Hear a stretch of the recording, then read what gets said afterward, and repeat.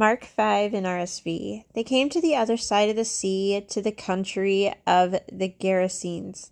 And when he had stepped out of the boat, immediately a man out of the tombs with an unclean spirit met him. He lived among the tombs, and no one could restrain him any more, not even with a chain. For he had often been restrained with shackles and chains, but the chains he wrenched apart, and the shackles he broke in pieces, and no one had the strength to subdue him. Night and day among the tombs and on the mountains he was always howling and bruising himself with stones. When he saw Jesus from a distance, he ran and bowed down before him. And he shouted at the top of his voice, "What have you to do with me, Jesus, Son of the Most High God? I adjure you by God, do not torment me." For he had said to him, "Come out of the man, you unclean spirit." Then Jesus asked him, "What is your name?" He replied, "My name is Legion, for we are many." He begged him earnestly not to send them out of the country. Now there on the hillside a great herd of swine was feeding, and the unclean spirit begged him, "Send us into the swine, let us enter them." So he gave them permission. And the unclean spirits came out and entered the swine, and the herd, numbering about 2,000, rushed down the steep bark into the sea, and were drowned in the sea. The swineherds ran off and told it in the city and in the country. Then people came to see what it was that had happened. They came to Jesus and saw the demoniac sitting there, clothed and in his right mind. They were the very man who had had the legion, and they were afraid. Those who had seen what had happened to the demoniac and into the swine reported it.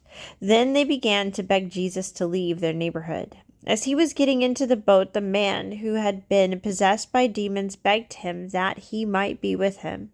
But Jesus refused and said to him, "Go home to your friends and tell them how much the Lord has done for you and what mercy he has shown you."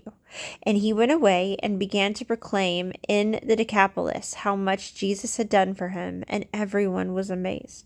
When Jesus had crossed again in the boat to the other side, a great crowd gathered around him, and he was by the sea.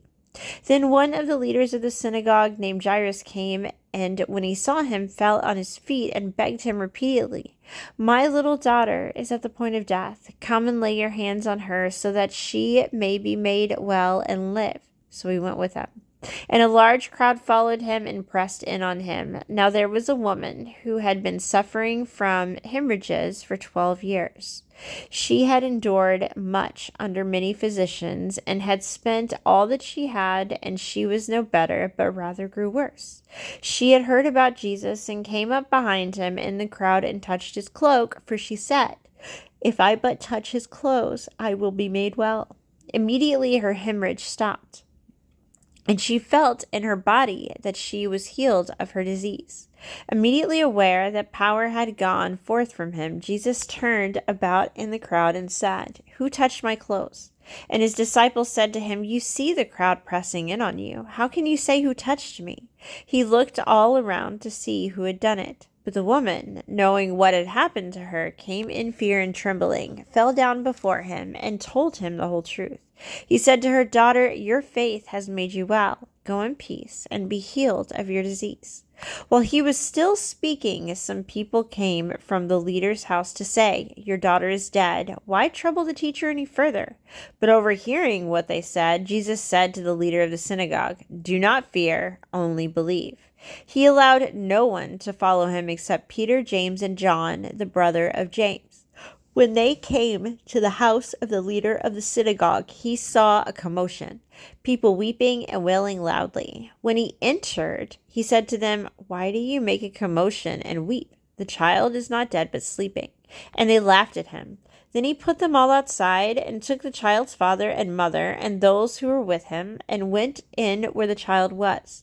He took her by the hand and said to her, "Talitha cum," which means, "Little girl, get up."